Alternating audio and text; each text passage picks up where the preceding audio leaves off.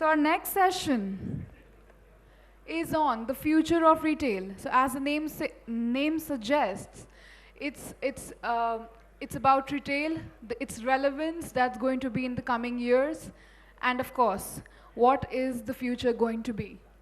For this session, I would like to call upon stage Alokdeep Singh, Head E-Commerce Business, Titan Industries. Ladies and gentlemen, please give him a big round of applause. Alokdeep heads the e-commerce at Titan Company, managing a multi-brand online retail business across various categories and brands. Alok has worked at ICICI and ING Vesa Bank after a stint with the Indian Army. He has an MBA in International Business from the Indian Institute of Foreign Trade, New Delhi, and is an alumnus of the Indian Military Academy. Welcome, sir. Thank you. Vikram Dasu, the next person on stage, please. Vikram Dasu, e-commerce head, Home Shop 18. Ladies and gentlemen, please give him a big round of applause. He heads the e-commerce category management and alliances organization for HomeShop18.com. Prior to joining HomeShop18.com, Vikram was at Microsoft handling product planning and strategy for the company's online business for the Asia Pacific region. He has a bachelor's degree in electronics and 3 master's degrees from universities in India and the USA. Welcome, sir. He's already got busy. Okay. Our next panelist is Vineet Narsimhan. He is a senior product manager, FiberLink. Vineet is a senior product manager with IBM Software Labs in Bangalore and focuses on their cloud-based mobile device management and mobile security offerings, MAS 360. A big round of applause for Vineet, ladies and gentlemen. Welcome. Welcome to you, sir. Our next panelist is Alok Goyal, CEO of FreeCharge.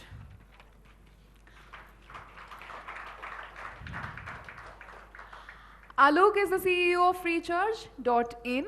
Prior to joining FreeCharge.in, he was the COO at RedBus.in, where he led business for India's hottest startup and played key role in largest tech exit in startup space with acquisition of RedBus.in by Naspers India. Welcome to you, sir. Shashank Joshi, CEO, Money on Mobile. Can we have you on stage, please, sir? Yes, we need the applause going. Shashank has over 20 years of professional experience in the areas of IT and ITIS, outsourcing, transition, and management consulting. Shashank has cross-border global experience of more than 6 years in simplifying payments. His vision is that of simplifying payments, while his goal is to bring the convenience of simplified mobile payments to every mobile subscriber in India. Shashank holds a degree in mechanical engineering from MIT. Welcome to you, sir.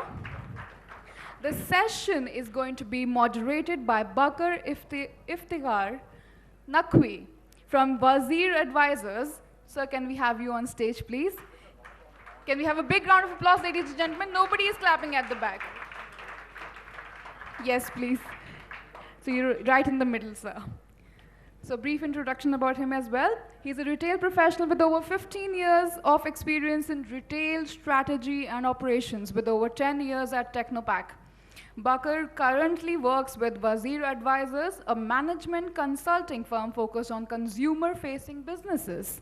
Baqar has an engineering degree in textiles and is also a NIFT graduate in apparel merchandising and management.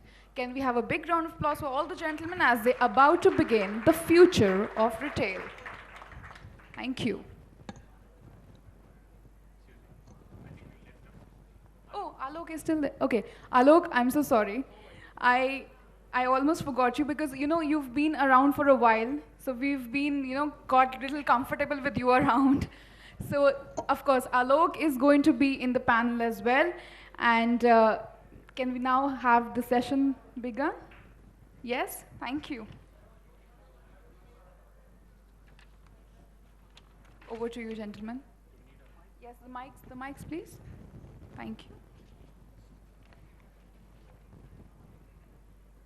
need 1, 2, 3. Yeah, we need like 6 round. Give all the mics.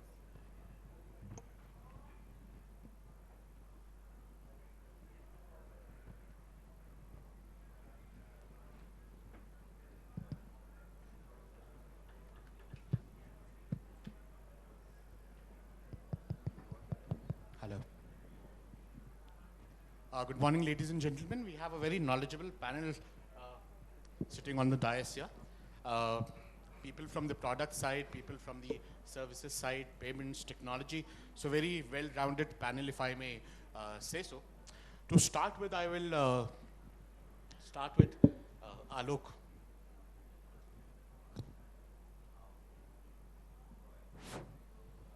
I'll start with Alok Deep on one side, who looks after Titan's e-business, and Vikram. Uh, Vikram, can we understand how the e-commerce business, the M business is doing for you in terms of traffic, in terms of retail use, and how that is growing? You able to hear me? Yes, no? So I won't be able to give exact numbers for Sure. clearly confidential reasons. But to say that m-commerce is a big opportunity is grossly understating Sure. the industry itself. So we have created an m-commerce division as part of our overall e-retailing efforts almost 2 years ago. So we've fleshed out a team for m-commerce that has been working diligently on creating a bunch of experiences for people who are on mobile, right? So if you were to look at current scenario, we all know that we have about 930 million mobile users in the country. It's a huge opportunity. Essentially, the approach that we've taken is we need to be where users are, right? And users are on Facebook, on WhatsApp, and guess where they are doing all this? This is all on mobile. So clearly, it's obvious that we'll go there. So we have had a fairly fleshed out range of mobile experiences by the end of last calendar year, and since then we've experienced 10x growth, right? So if that, and by the way, we've done this without any advertising. It's all through some direct marketing, but most of the growth has come organically for us. Sure. Right.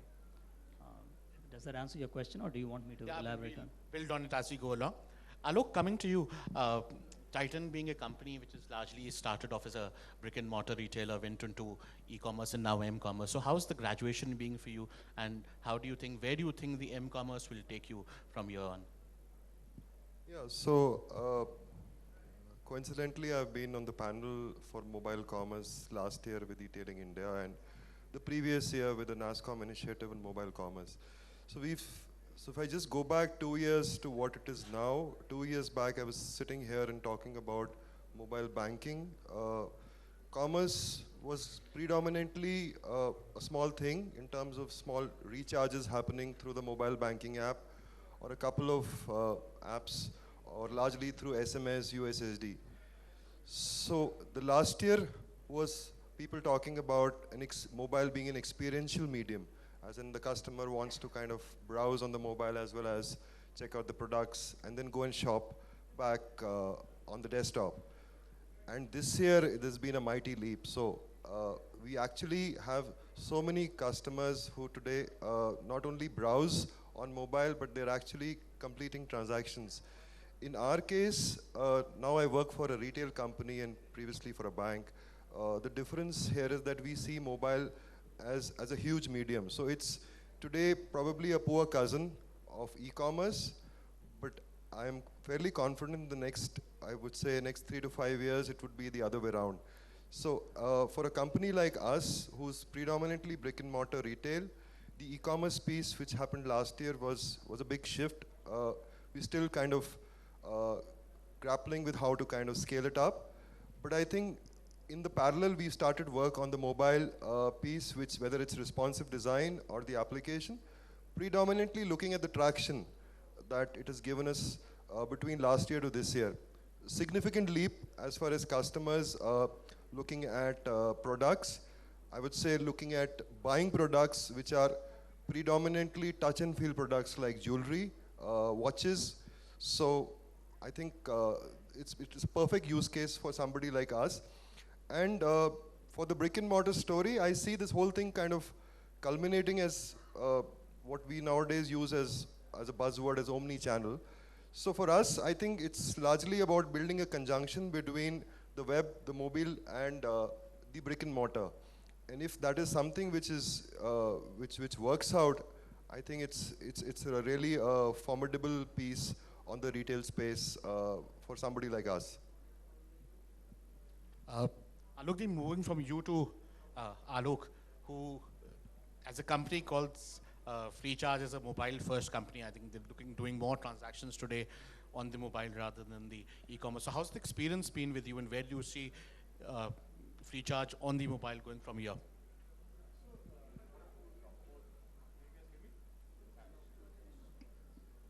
Is that fine? Yeah, seems okay.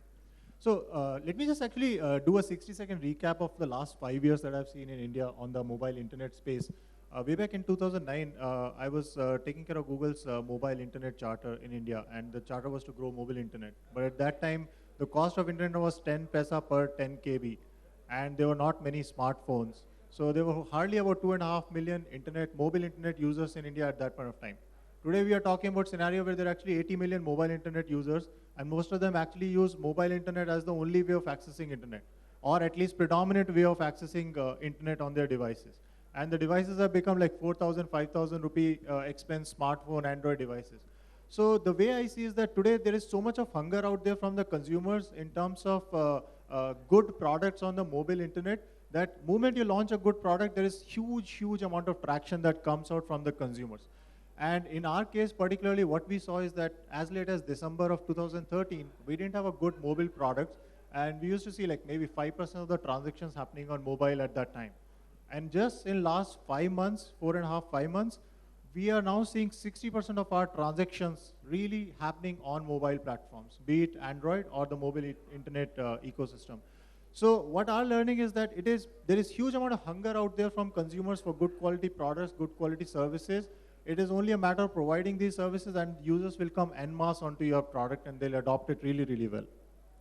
And what are the challenges that you would face in such a strategy where you're looking at most of your consumers coming from a mobile platform rather than from an electronic fixed-based line kind of a platform? So are there challenges in terms of technology, in terms of localization of the entire platform? So there are a couple of challenges that are very crucial in when you think of the mobile first or a mobile strategy for the company. The first challenge that comes is in a mind shift change. Mobile is really a different kind of story. A company that thinks about adapting its desktop internet products onto the mobile by doing a copy paste of the features or doing a copy paste of the flow of the consumer is actually not really thinking about the future.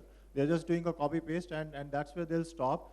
Things really have to be thought through from the mobile first environment, because in today's world, it's a touch generation where finger is the predominant way of consuming the internet computing power, not the mouse or the keyboard. And with that kind of mindset, you have got location of the device, because device is always in your pocket, and you've got a camera, microphone, all these sensors of the device. So there has to be a mind shift change in terms of thinking about the product. That is the #1 challenge that comes in strategic thinking.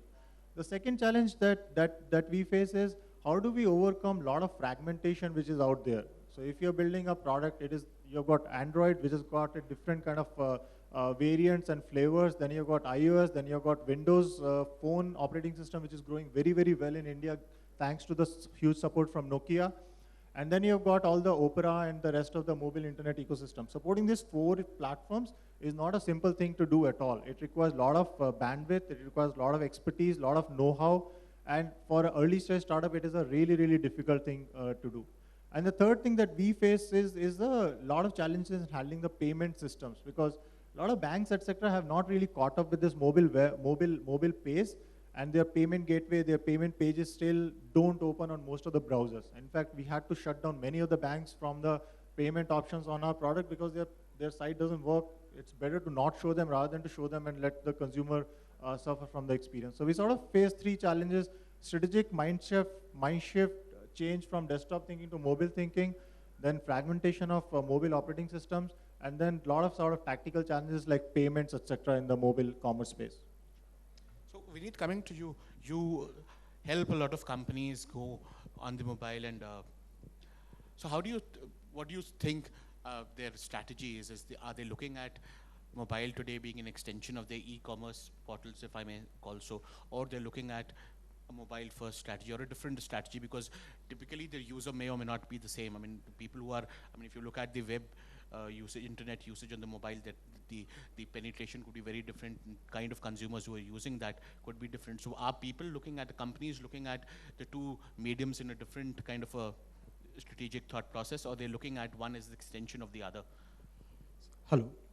So finally, I think it's the value that you offer to the customer that matters, right? And the same customer may today start with a e-commerce site, or really the other way. You're at a shopping store and you start on a mobile app just searching for comparison apps, but you may not stop your transaction there. You want to extend it, maybe go home, surf on the site, and complete the transaction there. So it's really, you have to think of both of these holistically. You cannot really stop thinking of just mobile and stop there. You have to consider the e-commerce or the web aspect of it, which is very important, and the continuity between the two. To add on to that, from a company perspective, right? So there is also the third aspect. Just the buying part is one. Really, how do you complete the entire order fulfillment part, right? So that is very important from a company perspective, and that is where I think mobile is catching on more and more. So gone are the days when you have to deliver a product to your users, you take a cheat sheet, users come in the morning, collect it from a center, and deliver the products and keep ticking one by one, right? So now users, everybody delivery people may get like an order notification in the app. They would directly go to the places which has been again optimized by the mobile app itself based on where they are located, and they can fulfill the complete process then and there, including maybe in case of an e-commerce site, collect the money and kind of give an acceptance receipt for the users. So all the three are important, I feel. So there is the mobile aspect, which is where you start, the web aspect of it, which is very tightly tied in, as well as the final, the users, your employees, or who would be kind of fulfilling all the other activities which are back-end. Sure. I think Shashank has a very unique way in which he is looking at the mobile applications and the entire payment gateway systems that we talked about. So Shashank, why don't you share what you are doing in that space, and how do you think the mobile payment systems, money on your mobile, will help ease out or in some way create a platform for growth on the mobile? Money on Mobile is a mobile payment ecosystem that we are developing. And unlike any other global model that you must have seen on the M-Wallet, which is typically linking your bank account, credit card, and debit cards to your mobile phone, we have looked at the Indian market, and the Indian market is 65 to 70% unbanked. If that is the kind of market you are looking at, and we are talking of M-commerce and stuff like that, so the conversion of cash to digital currency is a very critical element, and that's what we set out to do about 4 years back. We have over 200,000 mom and pop locations where we are now enabling the e-commerce business through the mobile payment gateway on the retailer's mobile phone. So a proposition to the e-commerce players to go offline from online, reduce their COD. I'm saying reduce, you cannot eliminate it in India, and please, I'm not advocating that. So you can reduce that by the consumer makes a cash payment to my retailer, and the retailer uses his m-commerce payment gateway and does the transaction. So the merchant on the e-commerce side has cash before delivery, essentially just like a card payment mechanism, and the consumer will actually benefit because what is going to happen is he gets a choice at the retail location which he may not have himself on his phone. So you can enable tier 3, tier 4, rural, all kinds of market for opening e-commerce through the m-commerce payment gateway. Sure. Alok, coming back to coming to you, Alok. So, is it okay?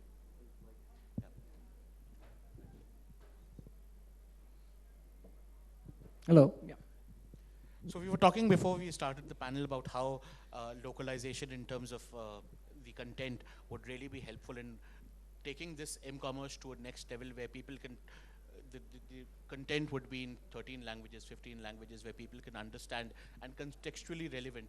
And that would be the next big step for m-commerce to grow to a next level and really be big in that sense. So could you throw some light on that? Yeah. So I'll start off with something which we started about 4 years ago, rather than something which we want to do in the future. We got a customer who had a call center, had the mobile numbers of the customers, knew that they will call and want to buy a product or a service, but were unable to collect payments.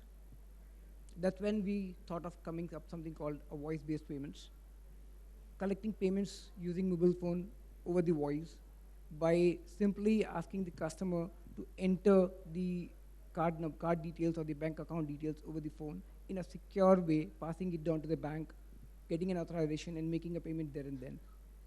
Now, that's what we did when we started out. As you said, localization. Any Indian, if you look at it, would like to speak a lot before making a choice of what to buy, right? That's where the localization of languages came in. We started out with English, which did not work, realized that there are so many languages, and then realized that giving an option of multiple languages over the call would be the only way out. So we started working on it, and essentially for a couple of customers we did as high as 13 languages, right from Assamese to Tamil, Malayalam, all of them. Coming back to now, the same model applies here when we're talking about mobile applications. In today's scenario, I'm sure all of us use mobile applications from gaming to whatnot, and we do purchase all of these. So there's a mobile commerce which is already on. The only challenge is trying to get this onto the tier 2, tier 3 cities, which is where the language barrier comes. I would say almost about 95%, probably more, applications are plain English. Very few have actually localized to different languages. And even if they have, it's probably just very, very few languages, maybe 1 or 2 local languages. So the challenge there is not the translations, but implementing it in the right way. And localization, once you have this localization in place, even in mobile apps, I think the commerce would actually evolve to a stage where people would actually prefer doing commerce on mobile rather than internet. I see this happening very soon. Sure. So Alok, coming to you and to Vikram, if I may pose that question. So what are the best practices that you would recommend to the audience here, that if some company is wanting to go to the mobile app, mobile kind of platforms, what are the things that they should do, what they shouldn't do, the large guidelines or the best practices followed? Sure. So we're a little different than what Home Shop 18. So they're a horizontal player with probably a large number of products, and we're a vertical. So, but we also have almost about 7,500 products across watches, accessories, perfumes, jewelry, and eyewear. So essentially, when we started thinking about mobile, the first thing that we thought was of responsive design, because which is something which we're already working on. That's something which comes naturally because somebody, before he thinks that you have a mobile application, I think the first user behavior is to go to Google and search for a particular product. And if you click on your website and it kind of refuses to load on a vanilla browser, then the customer probably has ended his journey there itself. So I think that's the first thing that we thought of when we thought of a responsive design for mobile phones and for tablets. The mobile app is something which will be the natural extension of that for giving a better experiential feeling to the customer. And today, I think it's a fair use case for investing into mobile applications, not only in the banking space, but even in the retail space. It's a natural shopping behavior from a customer's viewpoint. The choice of using whether a native or a hybrid like native is entirely up to what you want out of the whole consumer experience. So that's something which is going to be your strategy. It can't be something which I have done or maybe somebody else has done, can be replicated for a particular company. How many of you here are mobile app developers? Just 4, okay. How many of you have any m-commerce presence, whether it's services or products? Okay. Eventually you'll all get to that platform, without a doubt. I'm not saying you'll be developers, but you will have to necessarily engage with audiences through m-commerce platforms. In terms of best practices, I think there are several critical questions that one needs to answer before moving on to m-commerce. Number one, are you a product company? Are you a service company? If you're a service company, what is it that you're offering? Is it a large portfolio of services, or is it a small for instance, in your case, it's recharge, right? There may be others who are offering a plethora of services.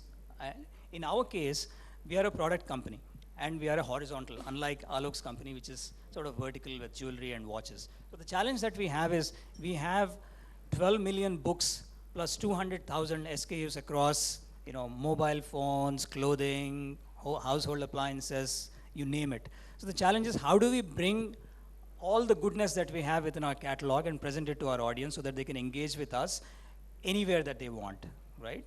So although there is a lot of discourse around how the future is in apps, we continue to see a lot of traction on pure mobile web, which is people loading their browsers and looking at our catalog. And they are doing it from non-smartphones as well. So the intent is super strong. We were just discussing before this panel started that despite being in early stages of evolution in terms of m-commerce in India, the intent is super strong. So there are a few best practices that I'd advise that every one of us who is interested in this industry keep in mind. Number one is, it's not just about creating an app. Anyone, college grad can create an app and put it on Play Store or iOS for that matter. There are a bunch of things that you need to do on the go-to-market strategy as well as on the product experience.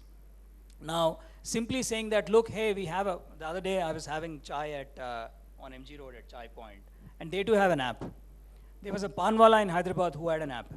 Now, how many apps can you load on your device, right? So cutting through the clutter is going to be super important for us, right? And each of us has to make an effort to make sure that we stand out. So those of you who are developing apps or are in the process of sponsoring apps, make sure that you focus a lot on ASO, which is like SEO on e-commerce, which is application store optimization. You need to make sure that the audience is able to engage with you from within the application. Simply saying that, look, we have an app, why don't you download, is not really going to work. You may want to say, look, we have a great sale or a great discount on this, and by the way, you can avail of that discount if you were to download the app, right? So that's one best practice. Second is, you need to generate a lot of feedback channels, create a lot of feedback channels for users, for them to review your app and give you feedback so that you continuously, improve on those things. Also, what we've done, Baqar, on Home Shop 18 is going back to what Alok was saying about local language. So that one of the innovations that, well, we think it's an innovation, is that we are able to engage with the, with the customer in their preferred language for the most part. Again, we can't talk to someone in Tulu, but some of the major languages, right? Second is, we have the device universe within India, and everywhere else is fairly large, right? You can't assume that everyone is on a smartphone. So we have implemented click to call. So as soon as you see a product, one of the first things that you do is, without having to go through the checkout flow, you simply click to call, and you are connected to an advisor who is not only able to sell the product to you, give a lot of information, and to our benefit also cross-sell. So these are some of the things I think we have to keep in mind. You can't completely eliminate human touch here until such a point that, we are a much sophisticated market. I don't think in India we are there yet. Alok, what have been your learnings in this entire journey where you've drastically moved from being a e-commerce kind of a platform to now a mobile first company? So in terms of our best practices, the first thing I would share is out of all the mobile platforms, Android should be certainly treated a lot more differently in the country than any other platform. Android is like 80–90% of the smartphone market. So if you really, if you really think mobile commerce is important for you because mobile internet is growing, then I would strongly recommend you to invest time and bandwidth in the mobile app development, not going for the hybrid approach, at least on Android.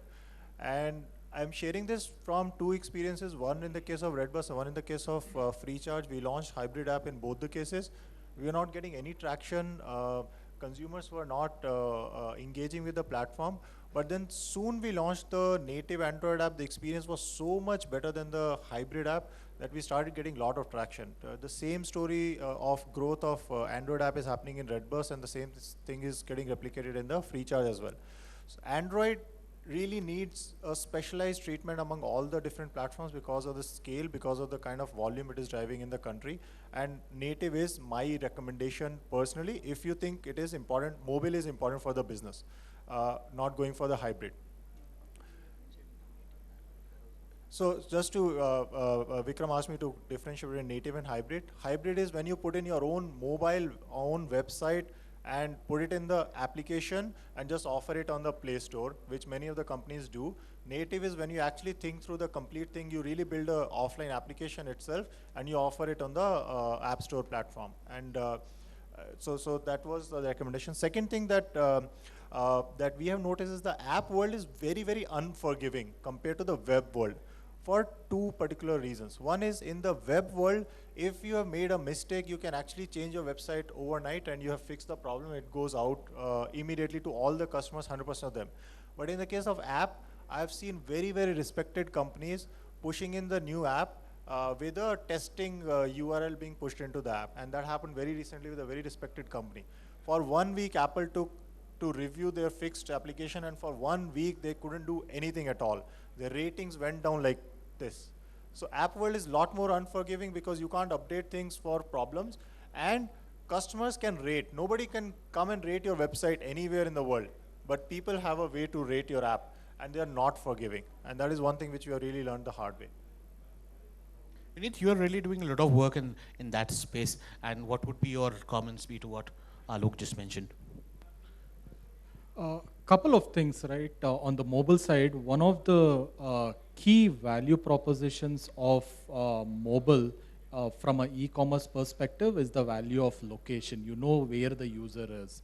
So I think that is something that as a best practice we should start leveraging when you think of a mobile application. If the user is at a particular location and if you have offerings around that, really, how do you promote that? How do you really leverage the value of location that is known to the application is something that you will need to leverage. So that is one. The other one, when we talk of mobile applications, interestingly from a developer perspective, is these applications are not standalone. So there is a big backend component that is critical to the success of the mobile applications. And unlike in the web where everything just resides in one place, here the architecture is completely different. So you have to really maybe potentially grounds up build a client server model with web service APIs that this application will need to leverage. So that is the other thing that has to be kept in mind when you think of mobile application development.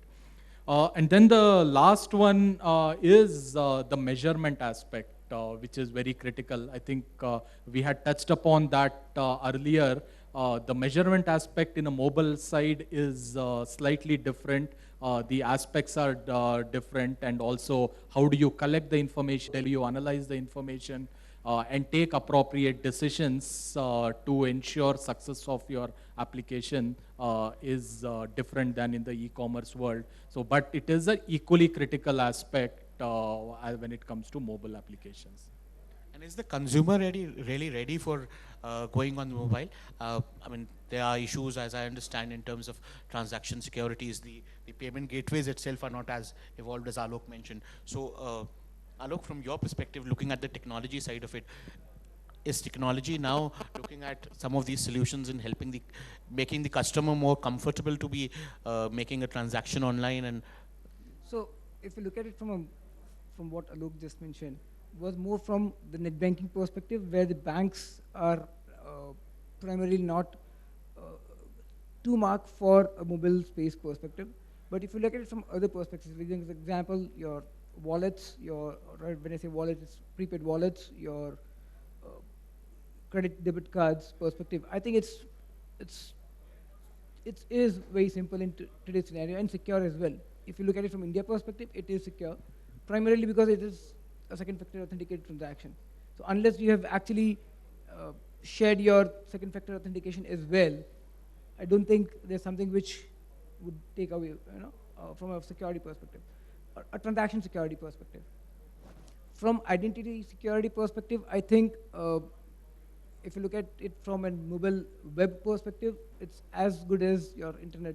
So the security challenges on internet and mobile web is the same. Essentially on mobile, it is furthermore important primarily because you have resident applications as well. So we're talking about mobile applications as well. That's where security comes into picture more, because if the phone is lost and the information is available on the phone, it can be taken up. Now, we have to be very sure of when we're designing the application in terms of what we store, how we store on the device side. So from a security perspective, that's what is important. From the ease perspective, I think a lot of people here are already into gaming, and especially youth. And I'm sure one of us would have primarily bought one or the other game or an app on an app store. And buying that is not that difficult. So from payments ease perspective, it's very easy to make, but it's primarily the UX or the intuitiveness of the application that matters a lot. How and what is it that you're proposing in your application that would ensure that the customer is with you for a longer period, and the most important thing, your app is on the home screen. If it's not on the home screen, probably it's been used lesser than what you think about to be used. Alok, from your point of view, do you think your customers are ready to move completely there? I mean, we talk about consumers seamlessly moving from retail store to e-commerce to m-commerce, and while as people on the other side, we look at these as separate channels for the customer. He's just transacting from a business to a bit or through a channel. So do you think there is some kind of a resistance or a reluctance because of various factors that could be, where customers are feeling that m-commerce still yet not there? So I think there is no inertia per se, but so today we have, as a company, we have brands which service very, very different TGs. So there's a Fast Track, which is predominantly youth, Sonata is mass, Titan is mass affluent, and Tanishq is a luxury brand. So, but today when we go back and kind of check what's the consumption pattern, I think Fast Track, obviously because of the youth today consuming a lot of things over mobile besides just content, Facebook. So the conversion or the behavior over mobile in terms of percentage is definitely higher. But in terms of the other brands, like even Tanishq, I mean, we're presently surprised people actually do a lot of browsing on mobile. They may not today actually go and purchase a precious jewelry piece on mobile. He may want to go back to the web or go to the store and check it out. But it's a matter of time. So to kind of summarize, the whole ecosystem is evolving. So, and it's kind of taking these mighty leaps on an year-on-year basis. There are handsets which are getting cheaper. There's content which is getting more and more bundleized. Bandwidths are improving in terms of, and the consumption patterns are actually increasing today. That I don't think the consumer in the next 1 or 2 years would actually want to shy away from a mobile only transaction. And there's actually quite a few consumers today who don't consume the web through the desktop. So right from social networking to doing their banking to doing their payments to shopping to even groceries. So that's the kind of consumer who's actually kind of going to be the larger market share. Uh, so that's pretty much where this whole thing is poised for. Sure. I think that's the time that we have for the panel discussion. We can throw the session is now open for questions. So if you have any questions, you can please. It is open for the audience to ask questions now. Anybody who wants to ask, a lot of people, person at the back, you can go and give him the mic. I think this is, you need to take one of the mics because that's all we have. Thank you.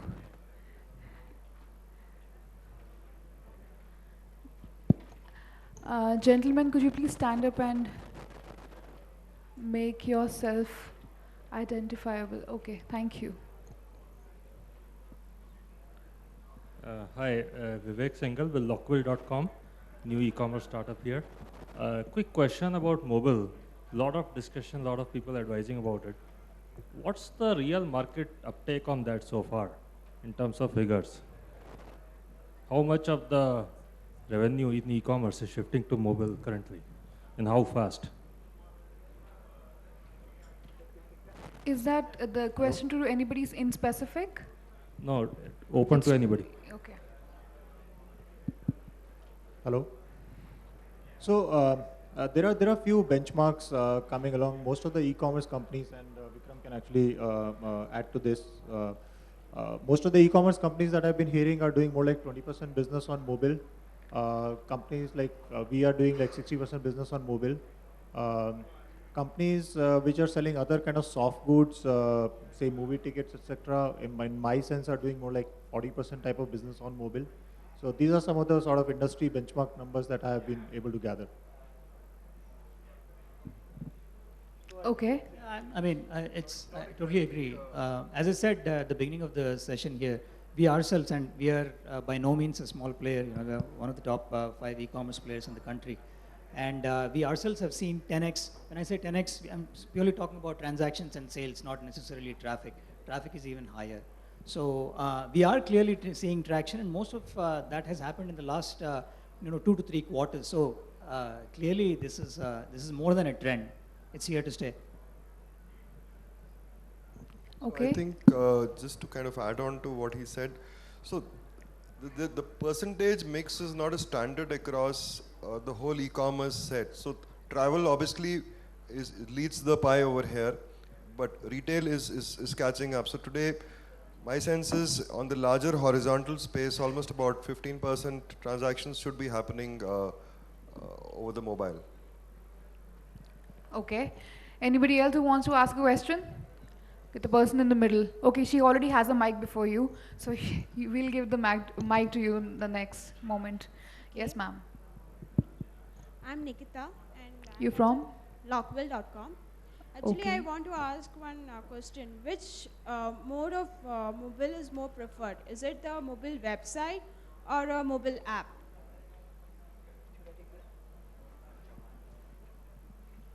So it's actually dependent on the application that or the business that you are in. If you look at it from a travel perspective, it's more of mobile app that's catching on. So if you look at it from an OTA perspective or an airline perspective, most of them have a new app coming up, and there are a lot of traction happening on the app as well. Started out with the check-in app, and now you are actually going to buy the tickets on it. If you look at it from an instant delivery perspective or from an application perspective, it's more of applications, and if it's product driven, it's more of a hybrid app or a web app that is working on. Okay. So just to add on to that, right, what we have seen is a couple of different trends. One is anything that is content rich, right, or where content is very dynamic. Hybrid apps or mobile web leads the way. Even whenever you build an application, most probably you'll just wrap really against what Alok was mentioning, right? So you would still just wrap it into a container so that the content can be fresh. If you're making a transaction, most probably it will be an application. So that is one. The second one is really what is the user experience requirements. If you have very specific user experience requirements, more complicated touch events that needs to be simulated, or you need to do access to the underlying operating system features for whatever reasons, right? So at that time you would go in for a native application versus the mobile web. Okay. Thank you for that elaborated answer. The person in the middle who was wanting to ask a question, sir. Hi, this is Naresh from Yosis, and my question is for Alok Goyal. Maybe a year back or something, we had read the news about there was a big, almost like 50, 60 lakh of the mobile databases and the money being transferred to some other accounts while they are recharging. So how that address of security issue was addressed, and what's the advice for the other people who are transacting on mobile? So I just want to make sure I understand your question. You're saying about a year back there was a news of some money being compromised because of credit card fraudulent transactions? Yeah, on pre-charge, on the website, or both on mobile based pre-charge, and also the website being hacked, or the information of customers stolen across. So it was not a information website being hacked or information being stolen. The way it generally happens is that in the credit card industry, people sort of do the phishing attempts to get the credit card details of other customers. One recent thing that happened which infected many of the other websites was somebody made a call to a customer and said, hey, you have been making all the payments for your credit card very, very regularly. I'm calling from the bank. And for your good payment history, you are now winning this vouchers from the bank, and we need to send it to you. Can you give me your card details? And the customer actually shared all the card details. Card details included the credit card number, expiry date, CVV number, and the 3D secure password. So can you imagine somebody sharing all these 4 details with somebody over phone just because he won a prize for being a very nice customer to the credit card company? And that guy just went on to a bunch of different websites and did a very nice transactions, 5-6 transactions on 5-6 different websites within a matter of couple of hours. And the issue became like a fraud transaction. So normally what happens is that people get fooled. They sort of disclose all their private information. Their computers get infected with viruses and trojans and all of these kind of things which disclose all their information, and that creates a compromised position. And that is a problem in all the entire e-commerce space, and actually the whole efforts by RBI to bring in this 3D secure, etc., are pretty good efforts in that direction in my view. But at the same time, all the e-commerce companies do and must actually invest a lot of time and effort to identify these fraudulent situations proactively. And we also spend a lot of time to build solid technology to find out these kind of fraudulent transactions and prevent a guy from doing a fraud transaction.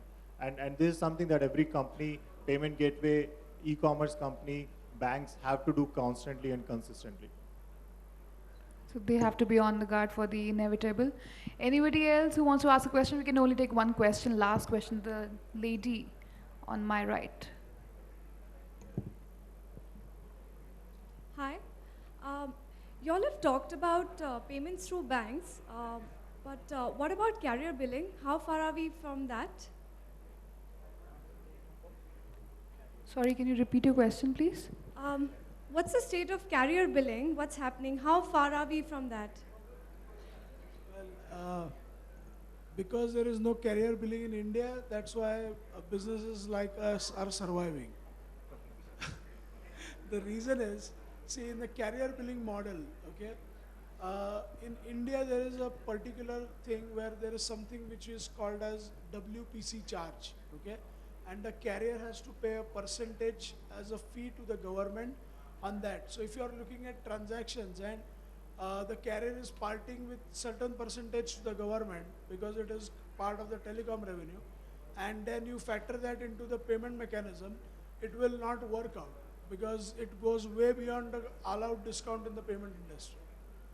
So I don't think carrier billing is coming to India very soon. I'll just add a few more things to the carrier billing thing. There are three challenges, particularly in the carrier billing. First and foremost challenge is that there is a significant amount of commission that goes out to the operator. So carrier billing can be used only if the product that you're selling, product or service that you're selling is a very, very high margin business. If you are making 70-80% of the margin, then you are okay in paying 50-60% or 30-40% to the operator. If you are selling a product where you are making 5% or 10% margin, as is the case with normal product-based e-retail or recharge or these kind of spaces, or even movie tickets, etc., you can't really afford to have the carrier billing as a way of making payments, because your product margin will become a negative. It will become a negative unit economics business. Second problem in the carrier billing is that it requires a lot of permissions from Play stores and the app stores, etc. You just can't add a carrier billing and start doing carrier billing transactions because Play stores have specific restrictions that you have to use Play Store billing method, in-app billing method, etc. to do any of these kind of payments. So you just can't. It is not your choice. Google and Play operators have to agree upon to facilitate carrier billings in various countries, and that is not widespread in India, at least as of now. Third problem in carrier billing is that people generally tend to carry very, very low balances in their phone bills. Typically, a guy will recharge for say 50-60 rupees kind of the amount, and with 50-60 rupees, you know what kind of products you can sell. You can't sell a product which is going to cost 100 bucks, and 100 bucks is not really a very, very expensive product. So things that you can sell are 2, 3, 5 rupee, 10 rupees thing. Even if you're selling a 10, 20 rupee thing, there will be a very, very, very, very significant portion of transactions where a customer will not have enough balance in the account, and the transaction will get declined because the guy has only 5 rupees in the talk time, and you're selling a 10 rupee product, so sorry, you don't have enough money. So these are the three challenges that I generally find